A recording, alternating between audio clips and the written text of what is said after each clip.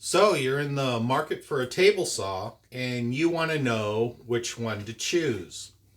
Well, I can see why you are looking for recommendations if you started with Googling table saws.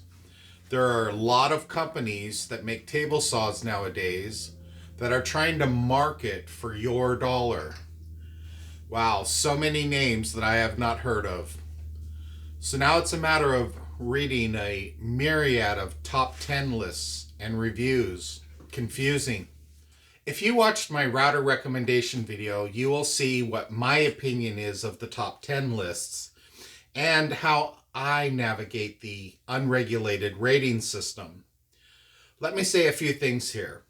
First, I am not sponsored in any way. If you choose the table saw I recommend, I do not get a new Tesla. Next, the table saw you are about to purchase will be one of the most important purchases you can make as a woodworker. You will definitely want something reliable, regardless of whether you are getting it for DIY projects or making projects that you sell. Lastly, I am recommending that you get a 10-inch table saw. There's nothing wrong with spoiling yourself with a larger blade size. Once you go 10 inches, you will never go back. What do I use? I sport the Craftsman 10-inch 113 series. I got mine at a yard sale for $50 a long time ago, and this has been my workhorse for a very, very long time. You may be thinking, he's going to recommend a Craftsman saw, tell me to like and subscribe, then move on. Let me tell you, nothing can be further from the truth. I will admit, I took a look at them first, but the ones I saw listed today define the kind of swipe left analogy. However, if you can find a Craftsman 113, I would seriously consider purchasing this tank of a machine. I am going to assume that a meteor crashed through the wall of my shop and completely mangled my table saw. I will also assume that after an extensive search, I could not find another one. With that said, I will tell you what I would replace it with. In all the research I did, I noticed a problem that seems to be a consistent pattern post-pandemic.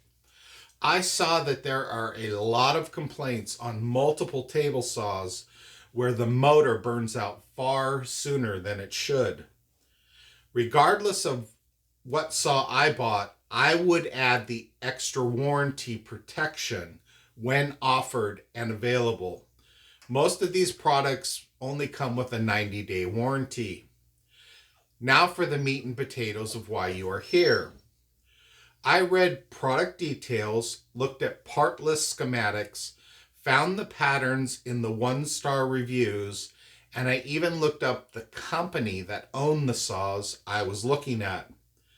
This narrowed down my replacement to 3 decisions. The DeWalt 10-inch 36-7825 T2, the rigid 10-inch contractor, and the Skill Saw 10-inch SPT 99-11. All 3 of these saws have a 15 amp motor, but the Delta was quickly ruled out due to a pattern of an unlevel tabletop.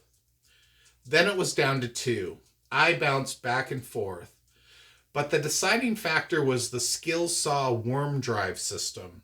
The worm drive will reduce the RPMs of the blade and replace that with more torque. This will give you more power for ripping. This may not be within your budget with a nearly $700 price tag, but we will consider smaller, less expensive DIY saws next. This is the one that I would replace my saw with since I need a more robust saw to fill orders for the items that I make and sell. Okay, unclench your teeth and let's cover the less expensive 10-inch models that may be more in your budget and will suit your needs as a hobby or DIY cutter. I was able to narrow this down to a list of 2 saws within a $300 price tag. I wanted to add the DeWalt and the Ryobi to this list because I have utilized both the DeWalt and Ryobi customer service with satisfactory results on all occasions. Unfortunately, the DeWalt lower end model is just too compact for me to consider, and I could not in good conscience add the Ryobi. I selected these two 10-inch models, both with a 15 amp motor.